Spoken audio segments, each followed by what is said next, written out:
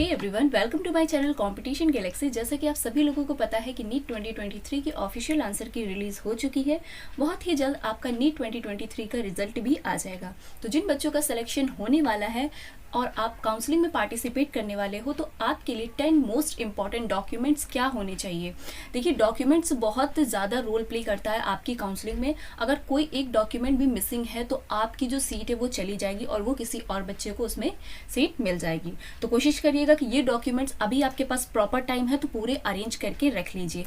Documents की list ये रही। देखिए, सबसे पहले नीट का एडमिट कार्ड। ये एडमिट कार्ड तो सभी लोगों के पास होगा ही, क्योंकि जब एग्जाम देने जाते हैं तो उस समय 2 कॉपी हम लोगों के पास होती है। ठीक है, एक कॉपी वहाँ सबमिट हो जाती है, एक कॉपी आपको अपने पास रखनी होती है।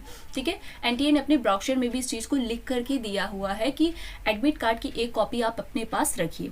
उसके बाद NEET UG rank card, score card, जो आपका रिजल्ट आ जाएगा वो लगेगा आपकी काउंसलिंग में।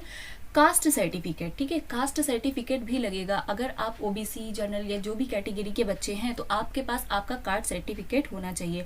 जब नीट का एप्लीकेशन फॉर्म आप लोगों ने भरा होगा उस समय भी कास्ट सर्टिफिकेट रिक्वायर्ड था, लेकिन किसी वजह से अगर आपका नहीं बन पाया है तो अभी टाइम है, आप बनवा लीजिए।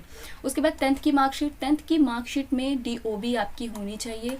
अगर नहीं है, करेक्ट नहीं है, तो आपको यहाँ पर बर्थ सर्टिफिकेट भी लगाना पड़ सकता है। ठीक है, बर्थ सर्टिफिकेट भी मांग सकते हैं। इसलिए अगर आपके पास आपकी 10th की मार्कशीट में अगर डीओबी लिखी हुई है तो कोई बात नहीं है तो आपको बर्थ सर्टिफिकेट आपके पास होना चाहिए।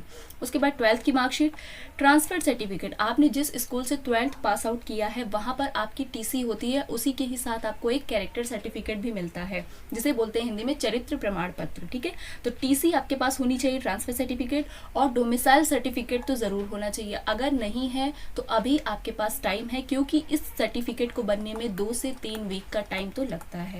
ठीक है, तो अभी आपके पास प्रॉपर टाइम है। अगर नहीं बनवाया है तो जाकर बनवा लीजिए। उसके बाद ईडब्ल्यूएस सर्टिफिकेट, जो जनरल कैटेगरी के बच्चे हैं। ठीक, एक नॉर्मल बच्चा होता है जनरल कैटेगरी का, और एक बच्चे वो होते हैं जिनके मतलब है तो जनरल ही, लेकिन उनकी जो सैलरी है, उनके फादर की जो सैलरी है वो 8 लाख से कम है। ठीक है, पर ईयर में 8 लाख से कम उनकी सैलरी है तो उन्हें ईडब्ल्यूएस सर्टिफिकेट बनवाना पड़ता है, और ये सर्टिफिकेट आपका लगेगा। तभी आपको रिजर्वेशन कोटा में जो 10% आपको रिलैक्सेशन मिलता है वो आपको वहाँ पर मिलेगा। जैसे मान लीजिए जनरल कैटेगरी का नॉर्मल बच्चा, उसको 620 पर सिलेक्शन मिल रहा है। अगर आप जनरल ईडब्ल्यूएस कैटेगरी के हैं तो आपको 610 पर भी सिलेक्शन मिल सकता है। इसलिए अगर आप इस कैटेगरी के हैं तो प्लीज़ ये सर्टिफिकेट जरूर बनवा के अपने पास रखिएगा। उसके बाद एक आईडी प्रूफ आपके पास होनी चाहिए, आधार कार्ड या पैन कार्ड में से कोई भी एक आपके पास होना चाहिए। नेक्स्ट है 8 to 10 फोटोग्राफ। जो आपने नीट के एप्लीकेशन में जो फोटोग्राफ अपलोड की थी, डिट्टो वही फोटोग्राफ की कॉपी अगर नहीं है, मिसिंग हो गई है या है, तो उसको जाकर और एक्स्ट्रा कॉपी निकलवा लीजिए। 8 to 10 फोटोग्राफ्स आपके पास कम से कम होनी चाहिए, क्योंकि काउंसलिंग के टाइम भी कुछ फोटोज़ लगती हैं, उसके बाद भी आपकी ये फ़ोटोज़ आगे लगती हैं। फिर उसके बाद आपको अलॉटमेंट लेटर आपको दिया जाएगा। फिलहाल ये सब जो स्टेप होते हैं ये आपकी काउंसलिंग के बाद के हैं। तो काउंसलिंग में ही आपको ये 10 इंपॉर्टेंट जो सर्टिफिकेट मैंने आपको बताया, डॉक्यूमेंट्स, ये जो 10 इंपॉर्टेंट डॉक्यूमेंट्स की जो लिस्ट यहाँ पर दिखा रही हूँ, तो होपफुली इसको आप अभी से अरेंज करके रख लीजिए। अगर इसमें से कुछ भी आपका मिसिंग है तो आपको यहाँ पर सीट मिलने में प्रॉब्लम हो सकती है।